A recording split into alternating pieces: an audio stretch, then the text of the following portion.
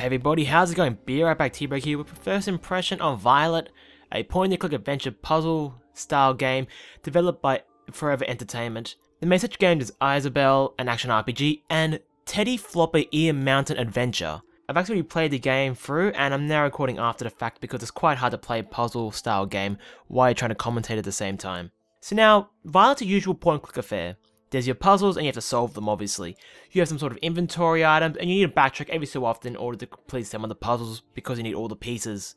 Now most point-and-click adventure games get compared to something like Monkey Island, and that's right because Monkey Island is a really good game, but Violett differentiates itself mainly through its mysterious nature. Now Violett is our main character. She's one of these rebellious teens who decide for some reason to put her hand in a mouse hole or rabbit hole in her wall, and lo and behold she pulls out some sort of pendant or a charm, and seconds later she wakes up inside this cage. Helpless as all teenagers are, Violett gets help from a fellow cage subject who gives her some sort of kinetic power.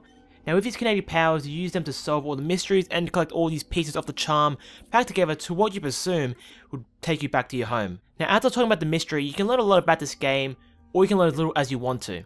Characters don't speak a single word that's comprehensible, and you're told what's going on mainly through these speech bubbles which actually contain images. And there are note pages scattered throughout the world, and you can pick them up if you want to, but they only tell you about background information and maybe some of the things you're encountering and what they're like. The world's also a little bit wacky in a way. All your surroundings seem to be some sort of like large toys, something that a very small child would own. You also appear to be very tiny, and things like pen lids and teapots tower over you.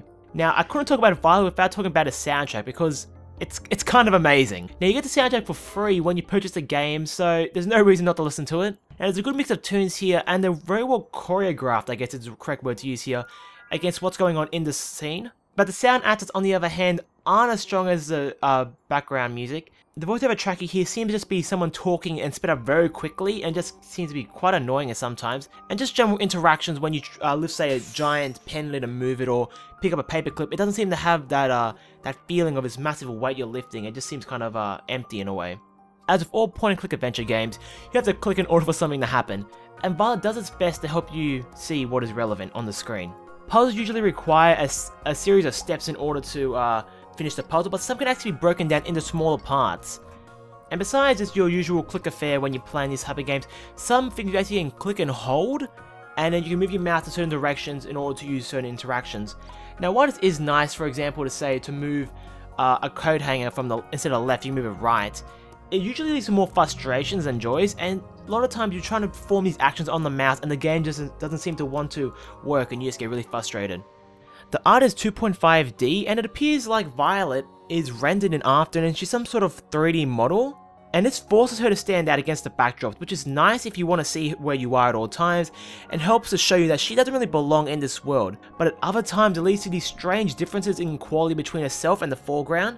And Violett's standing out in this strange 3D and that's kind of ruined some of these amazing backdrops you see throughout the game. It's more so obvious when you're got a closer up shot, and this is really prevalent in the starting area when I'm walking through all these stairs and you get really close ups of Violett and you kind of see where this 3D model doesn't really mesh well with the world. But it isn't always the case, and sometimes she melds beautifully into the world, such as the scene you might be seeing now with the train and whatnot in the background. All her colours and everything just seems to match together perfectly. Now the puzzles are quite tough and sometimes require a bit of backtracking because there's no dialogue in the game. It's sometimes hard to know though what is going on. The game helps alleviate this by giving you some sort of visual cue when possible. For example, the trains in that level, their eyes glow red when they're not satisfied, which means you can't solve the level, and from there you have to look around and try and solve out what you have to do. And this makes you think. It doesn't make it very easy, it makes it quite difficult to play and you have to use your brain. But at times it leads to frustrations as stuff isn't always clear because you're never actually given any words on what is going on. So hopefully by now you should be able to know if you like this game or not. Personally, I'm not the biggest fan of point and clicks, but I can respect a developer when they try and make something that stands above its acquaintances. Now Violett has these very tough puzzles, a mysterious story that's quite interesting, and an amazing soundtrack will help you get over these small frustrations that you will get along while you play the game. It's fairly cheap, so you may as well pick it up. It's not like it's going to be the end of the world for you buy this game and don't enjoy it completely. Just be aware it is a point and click, and if you're someone who just gets raging headaches every time you play a point and click and you smash away all over the screen to try and solve the puzzles, you're going to have a bad time. So with that, this is Brbteabreak. If you're new to the channel, subscribe. I do these videos pretty much every day. Thanks for watching, and I'll see you next time.